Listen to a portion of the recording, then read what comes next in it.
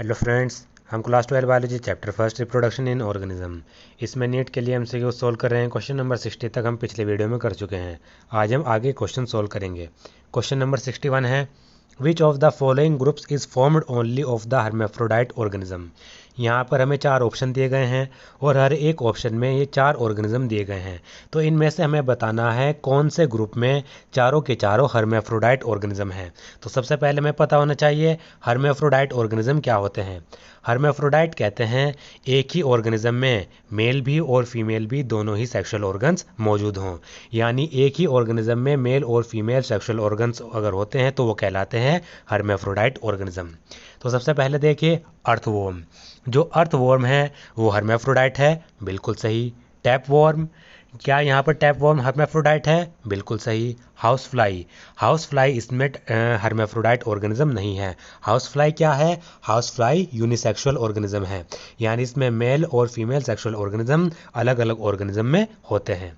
और अगर हम बात करें फ्रॉग की, जो यहाँ पर फ्रॉग है ये भी यूनिसेक्सुअल ऑर्गेनिज्म है, तो पहला ग्रुप तो नहीं है।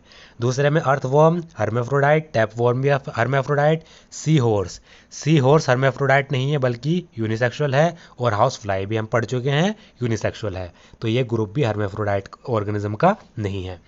तीसरा ग्रुप देखते हैं, अर्थवॉर्म हर्मेफ्रोडाइट है।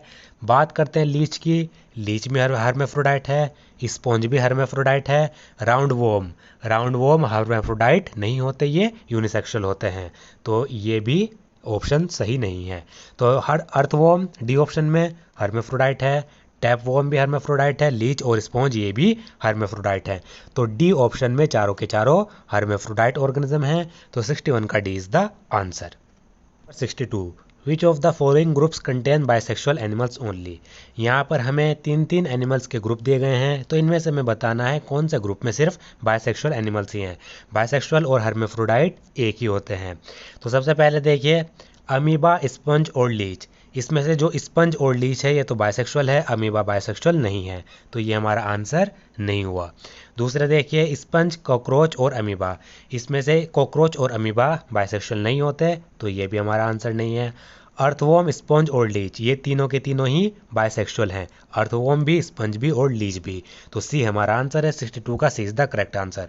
बाकी इसमें देखें टैपवॉर्म, टैपवॉर्म बाइसेक्सुअल है, अर्थवॉर्म है, लेकिन हनी भी बाइसेक्सुअल नहीं है, तो आंसर हमारा क्या हुआ? 62 का C is the correct answer. Question number 63, refer to the given figure and identify structure X in cockroach. यहाँ पर आप देखिए ये हमें कॉकरोच का यहाँ पर फीमेल रिप्रोडक्टिव ऑर्गन दिया गया है, इसका स्ट्रक्चर है यहाँ पर, और तो इसमें हमें बताना है एक्स क्या है। तो इसमें एक्स जो है ये है ओरी, एक्स क्या है यहाँ पर? ओरी, तो 63 का B is the correct answer.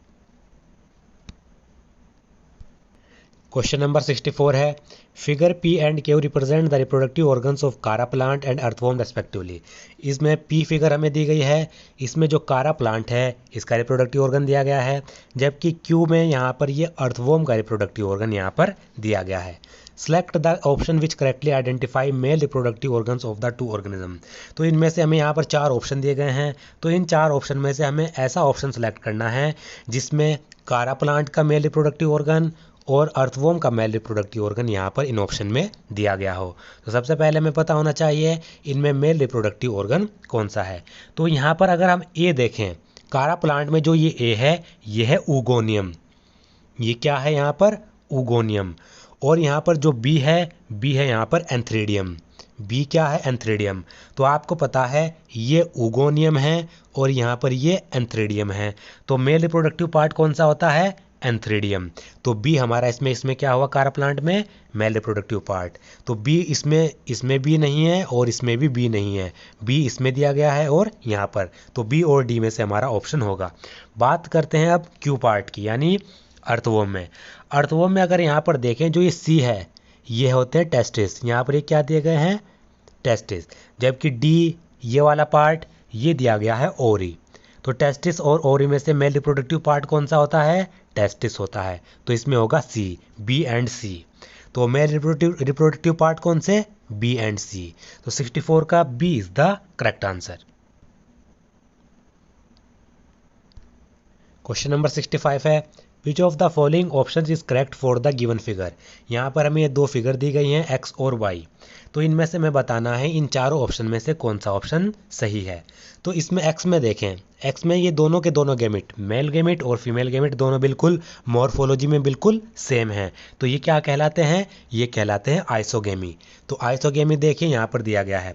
और वाई फिगर अगर हम देखें, वाई में क्या दिया गया है, ये यहाँ पर लार्ज इमोटाइल क्या है, नॉन मोटाइल फीमेल गैमेट है, और स्मॉल ये यहाँ पर आप अगर देखें ये मोटाइल है और ये क्या है, मेल गैमेट है। तो यहाँ पर फीमेल गैमेट इमोटाइल और ये या फिर कहें नॉन मोटाइल, और मेल गैमेट यहाँ पर मोटाइल, और ये दोनों क्या हैं, मॉर्फोलॉजी में डिफरेंट हैं। ये क्या कहलाती है, ये कहलाती है ऊगेमी। तो आइसोगेमी, एक्स आइसोगेमी को रिप्रेजेंट कर रहा है और वाई ऊगेमी को रिप्रेजेंट कर रहा है। तो 65 का D is the correct answer. Question number 66 है मियोसिस डज नॉट अकर इन। यहाँ पर हमें चार ऑप्शन दिए गए हैं, तो इनमें से हमें बताना है कौन से ऑप्शन में मियोसिस नहीं होगा। मियोसिस यानी reduction division. Vegetatively reproducing diploid individual, diploid individual जो वेजिटेटिवली रिप्रोड्यूस कर रहे हैं, जिनमें वेजिटेटिव प्रोपगेशन हो रहा है, क्या उनमें मियोसिस होगा, उनमें मियोसिस नहीं होता। जो इंडिविजुअल वेजिटेटिवली प्रोपगेट होते हैं उनमें मियोसिस देखा नहीं जाता। बाकी अगर हम बात करें सेक्सुअली रिप्रोड्यूसिंग हैप्लॉइड इंडिविजुअल, अगर कोई हैप्लॉइड इंडिविजुअल है वो सेक्सुअली रिप्रोड्यूस कर रहा है तो उसमें मियोसिस होगा, बिल्कुल सही। सेक्सुअली रिप्रोड्यूसिंग डिप्लॉयड इंडिविजुअल, उसमें भी मियोसिस होगा। बाकी अगर हम बात करें वेजिटेटिवली रिप्रोड्यूसिंग डिप्लॉयड इंडिविजुअल, इनमें मियोसिस नहीं होता, और यही हमारा आंसर है 66 का is the correct answer. Question number 67 है, इसमें यहाँ पर दो फिलअप दिए गए हैं, इनको हमें क्या करना है, फिल करना है। A diploid parent plant body produces, यहाँ पर स्पेस है gametes, and haploid parent plant body produces gametes. तो इसमें हमें बताना है जो डिप्लॉयड पेरेंट प्लांट बॉडी है वो किस प्रकार के गैमेट प्रोड्यूस करेगी, और हैप्लॉयड पेरेंट प्लांट बॉडी किस प्रकार के गैमेट प्रोड्यूस करेगी, ये हमें बताना है। तो इसमें आपको एक बात याद रखनी है, चाहे plant body parent body diploid हो, चाहे पेरेंट बॉडी हैप्लॉयड हो, हमेशा जो गैमेट बनते हैं उनका नेचर क्या होता है, उनका नेचर हमेशा हैप्लॉयड होता है। तो इसमें भी हैप्लॉयड आएगा और इसमें भी हैप्लॉयड आएगा, गैमेट्स हमेशा हैप्लॉयड नेचर के होते हैं। तो 66 का D is the correct answer. Question number 68 है which of the following organism has the highest number of chromosome. यहाँ पर चार ऑर्गेनिज्म हमें दिए गए हैं, तो इनमें से हमें बताना है इन चारों ऑर्गेनिज्म में से किस ऑर्गेनिज्म में हाईएस्ट नंबर ऑफ क्रोमोसोम है, सबसे ज़्यादा क्रोमोसोम। तो पहले तो हमें क्रोमोसोम नंबर पता होना चाहिए। हाउस फ्लाई में जो क्रोमोसोम होते हैं वो 12 होते हैं क्रोमोसोम नंबर। बात करते हैं बटरफ्लाई की, बटरफ्लाई में क्रोमोसोम नंबर 360 होते हैं। बात करें अगर हम यहाँ पर ओफियोग्लोसम की, ओफियोग्लोसम में जो क्रोमोसोम नंबर होते हैं वो 1260 होते हैं। और अनियन की अगर हम बात करें, अनियन में क्रोमोसोम होते हैं 16। तो सबसे ज़्यादा क्रोमोसोम किस में है, ओफियोग्लोसम में 1260। तो 68 का C is the correct answer. Question number 69, in maize a myocyte has 20 chromosome, what will be the number of chromosome in its somatic cell। मेज में म्योसाइट सेल में 20 क्रोमोसोम है, और म्योसाइट सेल आपको पता है किस नेचर की होती है, डिप्लॉयड नेचर की, डिप्लॉयड यानी 2n। और इसमें हमें पूछा गया है जो मेज के सोमेटिक सेल होंगी उनमें क्रोमोसोम नंबर कितना होगा, ये हमें बताना है। आपको पता है म्योसाइट भी डिप्लॉयड और जो सोमेटिक सेल होती हैं वो भी डिप्लॉयड होती हैं, उनका भी नेचर 2n होता है। जब म्योसाइट डिप्लॉयड है उसमें क्रोमोसोम 20 है, तो जो सोमेटिक सेल हैं वो भी तो डिप्लॉयड हैं, उनमें भी क्रोमोसोम कितने होंगे, उनमें भी 20 ही होंगे। तो 69 का C is the correct answer. Question number 70, if a butterfly has chromosome number 380 in its myocyte 2n, what will be the chromosome number in its gametes। अगर किसी बटरफ्लाई की म्योसाइट सेल में 380 क्रोमोसोम है, म्योसाइट जैसा कि मैंने आपको बताया डिप्लॉयड होती हैं, 2n अगर हमारे पास 380 हैं तो उस बटरफ्लाई में जो गैमेट्स बनेंगे उनमें क्रोमोसोम नंबर कितना होगा, ये हमें बताना है। म्योसाइट 2n होती है, डिप्लॉयड होती है, क्रोमोसोम नंबर 380। तो जो बटरफ्लाई में गैमेट्स बनेंगे, गैमेट्स हमेशा कैसे बनते हैं, गैमेट्स हमेशा हैप्लॉयड बनते हैं यानी n नेचर के होते हैं। तो गैमेट कितने होंगे, गैमेट्स हमारे पास होंगे 380/2n। 2, तो कितना आ जाएगा 190। गैमेट्स में क्रोमोसोम नंबर कितना होगा, म्योसाइट का आधा यानी 190। तो 70 का B is the correct answer. Question number हमारे पास 71 है, which of the following is an incorrect combination of organism with its chromosome number in meiocyte and in gamete. इधर यहाँ पर ऑर्गेनिज्म दिए गए हैं, इधर म्योसाइट सेल में क्रोमोसोम नंबर दिया गया है और इधर गैमेट में क्रोमोसोम नंबर दिए गए हैं। तो इन चारों में से कौन सा इनकरेक्ट कॉम्बिनेशन है यानी गलत कॉम्बिनेशन है वो हमें बताना है। सबसे पहले बात करते हैं ऑनियन। अनियन की म्योसाइट सेल में 24 क्रोमोसोम होते हैं, बिल्कुल गलत। अनियन की म्योसाइट सेल में 16 क्रोमोसोम होते हैं और गैमेट में कितने होंगे, म्योसाइट में अगर 16 है तो गैमेट में इनके आधे यानी 8 क्रोमोसोम होंगे। तो पहला ही हमारे पास इनकरेक्ट कॉम्बिनेशन है। बात करते हैं ओफियोग्लोसम की। म्योसाइट में 1260 क्रोमोसोम, बिल्कुल सही। गैमेट में इसके आधे 630, बिल्कुल सही। ह्यूमन बींग्स में म्योसाइट में 46 और गैमेट में 23, बिल्कुल सही। ये सही कॉम्बिनेशन है। फ्रूट फ्लाई में म्योसाइट में 8 क्रोमोसोम, गैमेट में 4 क्रोमोसोम, बिल्कुल सही। तो इसमें इनकरेक्ट कॉम्बिनेशन हमारा ए है, तो 71 का A is the answer. Question number 72, if a dog has chromosome number 39 in its gamete. अगर किसी डॉग में गैमेट्स में क्रोमोसोम नंबर 39 है, what will be the chromosome number in its meiocyte. तो उस डॉग की म्योसाइट सेल में chromosome number कितना होगा ये हमें बताना है। गैमेट्स हैप्लॉइड होते हैं n = 39 और म्योसाइट सेल डिप्लॉइड होती है यानी 2n, तो 2 × 39 तो कितना हो जाएगा 78 क्रोमोसोम। तो म्योसाइट में कितने होंगे 78 क्रोमोसोम, तो 72 का C is the answer. Question number 73, read the following statement and select the correct option. हमें यहाँ पर 2 स्टेटमेंट दिए गए हैं, इनको पढ़ना है और करेक्ट ऑप्शन इन चारों में से सिलेक्ट करना है। Statement first, in P plant transfer of pollen grains to the stigma is easy. P plant की अगर हम बात करें, पी प्लांट में जो पोलन ग्रेन स्टिग्मा पे ट्रांसफ़र होता है वो ये प्रोसेस बहुत ही इजी होता है।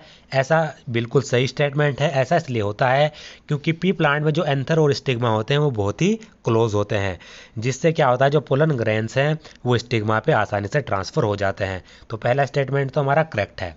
दूसरे की अगर हम बात करें, in cross pollinating plant pollination does not take place. Cross pollinating plant में पोलिनेशन होता ही नहीं है, बिल्कुल गलत। क्रॉस पोलिनेटिंग प्लांट्स में पोलिनेशन होता है। तो बस इसमें क्या होता है, जो एंथर होता है, जो पोलन ग्रेन्स होते हैं वो डिफरेंट प्लांट से आते हैं, बाकी पोलिनेशन तो इसमें होगा ही। तो पहला स्टेटमेंट हमारा सही है, दूसरा गलत है। Statement first is correct but statement 2 is incorrect. तो 73 का B is the answer. Question number 74, development of new individual from female gamete without fertilization is termed as. बिना फर्टिलाइजेशन के फीमेल गैमेट से जब नया इंडिविजुअल बन जाता है तो इस प्रोसेस को हम क्या कहते हैं, इस प्रोसेस को हम कहते हैं पार्थिनोजेनेसिस। तो 74 का D is the answer. Question number 75, refer the following figures and identify the type of gametes respectively. यहाँ पर 3 फिगर दी गई हैं, इनमें से हमें टाइप ऑफ गैमेट को आइडेंटिफाई करना है। सबसे पहले देखिए दोनों के दोनों गैमेट्स, यहाँ पर मेल भी गैमेट और फीमेल गैमेट, इनकी मॉर्फोलॉजी बिल्कुल सेम है, ये कहलाते हैं हमारे आइसोगैमेट्स। तो आइसोगैमेट इसमें है और इसमें है, तो ये दोनों ऑप्शन तो यहाँ पर कट हो गए। बाकी इसमें देखिए यहाँ पर ये कैसे हैं, ये दोनों डिफरेंट गैमेट हैं, यानी मेल और फीमेल गैमेट, इनकी मॉर्फोलॉजी बिल्कुल डिफरेंट है, ये कहलाते हैं हेट्रोगैमेट्स। तो इसमें हेट्रोगैमेट, यहाँ पर होमोगैमेट दिया गया है तो ये ऑप्शन भी गलत हो गया। बाकी इसमें भी देखिए फीमेल गैमेट और मेल गैमेट दोनों की मॉर्फोलॉजी डिफरेंट, ये भी कहलाते हैं हेट्रोगैमेट्स। तो 75 का डी, पहला आइसोगैमेट, बी हेट्रोगैमेट और C heterogametes. Question number 76, given figure of hydra shows its reproductive structure and manner of fertilization. यहाँ पर आप देखिए हाइड्रा की फिगर दी गई है, इसमें हाइड्रा का रिप्रोडक्टिव स्ट्रक्चर यहाँ पर दिया गया है, ये टेस्टिस और ये ओरी, और यहाँ पर इसका फर्टिलाइजेशन मैनर दिया गया है एक्सटर्नल फर्टिलाइजेशन। यानी हाइड्रा में क्या हो रहा है, एक्सटर्नल फर्टिलाइजेशन हो रहा है। यानी हाइड्रा में आप यहाँ पर देख सकते हैं ओरी भी इसमें ही है हाइड्रा में और टेस्टिस भी इसमें है। यहाँ पर फर्टिलाइजेशन इंटरनल फर्टिलाइजेशन होना चाहिए था, यानी यहाँ से टेस्टिस और ये ओरी इनमें आपस में फ्यूज़न होना चाहिए था और यहाँ पर गैमेट्स में इनके बीच में और फर्टिलाइजेशन हो जाना चाहिए था। लेकिन यहाँ पर हो क्या रहा है, यहाँ पर ये ओरी और यहाँ पर ये टेस्टिस, टेस्टिस क्या कर रहा है, गैमेट रिलीज कर रहा है, जो ये दूसरी ओवरी को यानी दूसरे ऑर्गेनिज्म की ओवरी को क्या कर रही है, फ्यूज़ कर रही है, फर्टिलाइज कर रही है। तो इसमें एक्सटर्नल फर्टिलाइजेशन क्यों देखा गया है, इसका कारण हमें बताना है। तो हाइड्रा में एक्सटर्नल फर्टिलाइजेशन इसलिए होता है क्योंकि हाइड्रा में जो टेस्टिस होता है वो ओवरी से जल्दी मैच्योर हो जाता है। Testis matures earlier than ovary.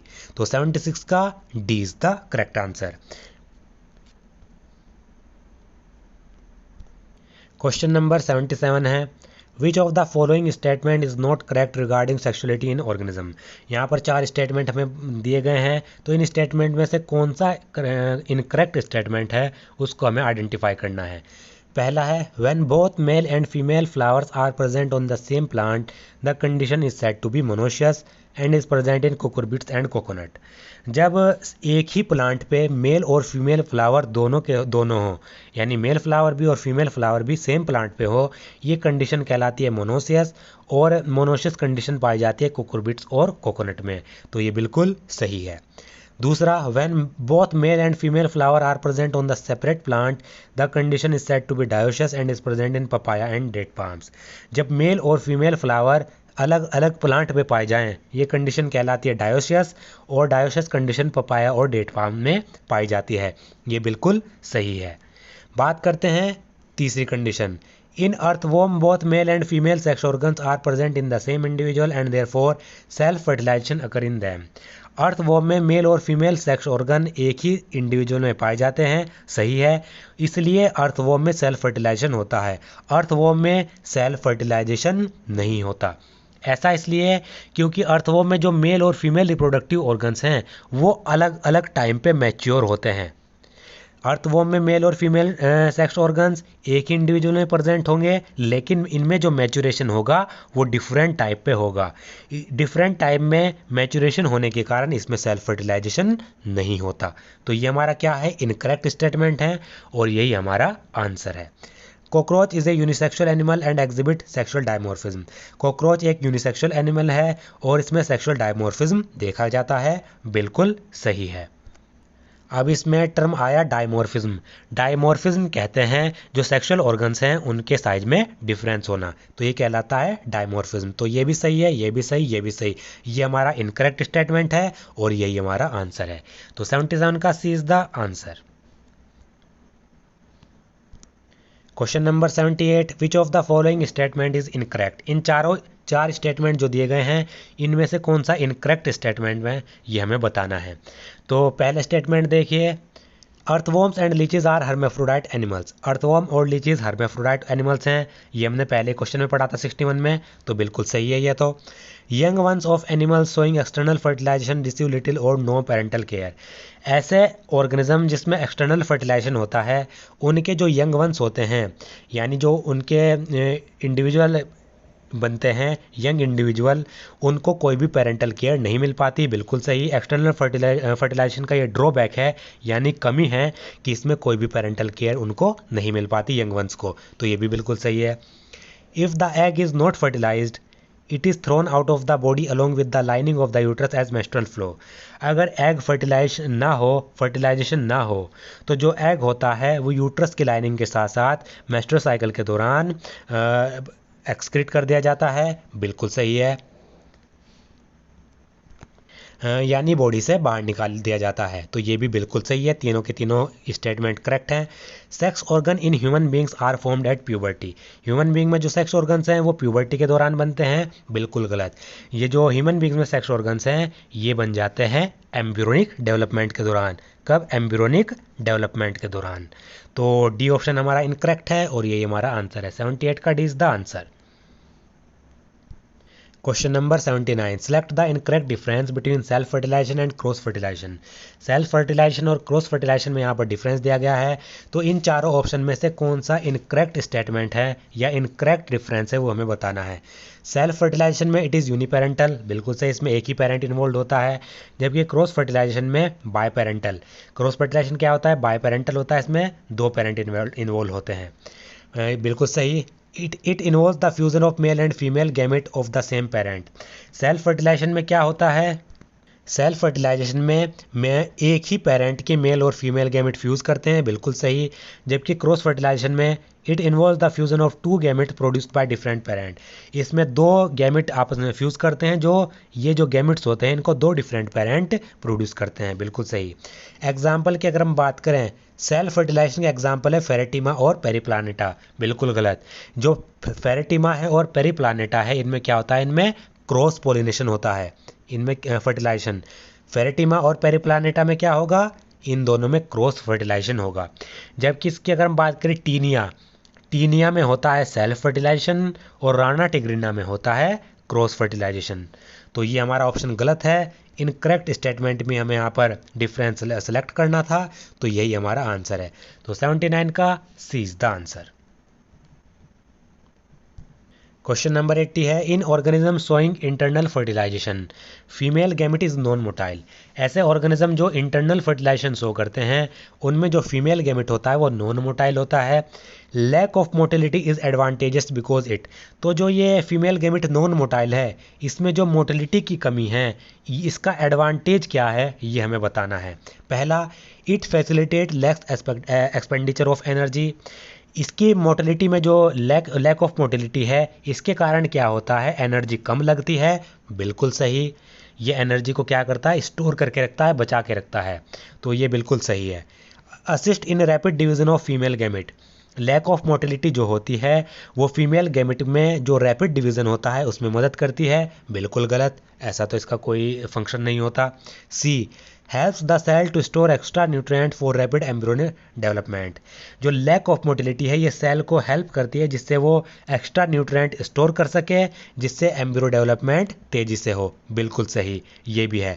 तो ए भी सही है और सी भी सही है, तो both A and C is the answer. तो 80 का डी इज द आंसर।